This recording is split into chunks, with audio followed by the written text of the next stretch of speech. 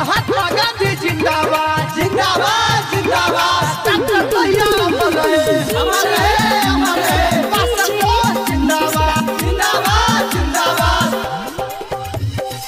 Mangura Nawada presented by Kanchan Recording Studio, Asapur, Tower Chowk, Darbhanga।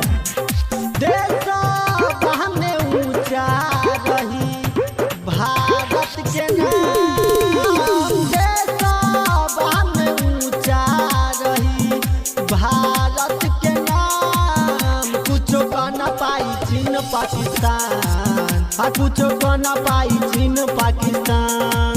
हाँ कुछो का न पाई चीन पाकिस्तान।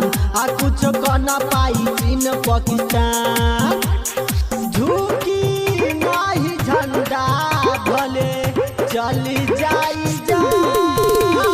झुकी नाही झंडा भले चली जाई जान। कुछो का न पाई चीन पाकिस्तान। कुछो का न पाई चीन पाकिस्तान। हाँ कुछो का न पाई चीन पाकिस्तान। हाँ कुछो का न पाई चीन पाकिस्तान। हमसे कोई टकराएगा हमसे कोई टकराएगा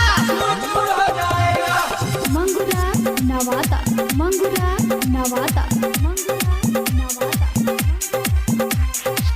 नेता सुभाष बस बापू गांधी दिलाई दिहल है आजादी हो। पीछे से दुश्मन बराब करी है होई ओकर बर्बादी हो। साले को गोली मार देंगे गोली मार देंगे।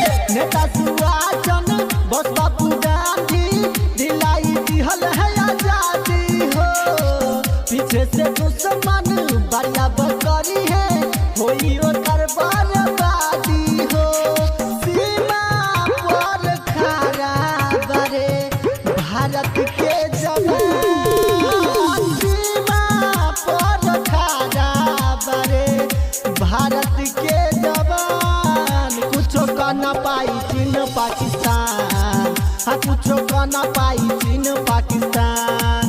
हाँ कुछो का न पाई चीन पाकिस्तान। हाँ कुछो का न पाई चीन पाकिस्तान।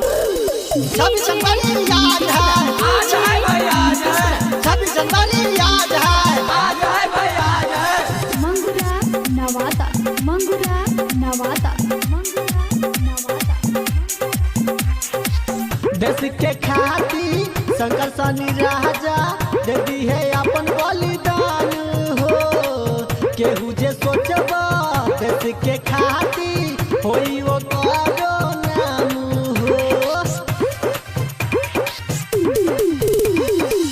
देश के खातिर शंकर सनी राजा दे दी है अपन बलिदान हो।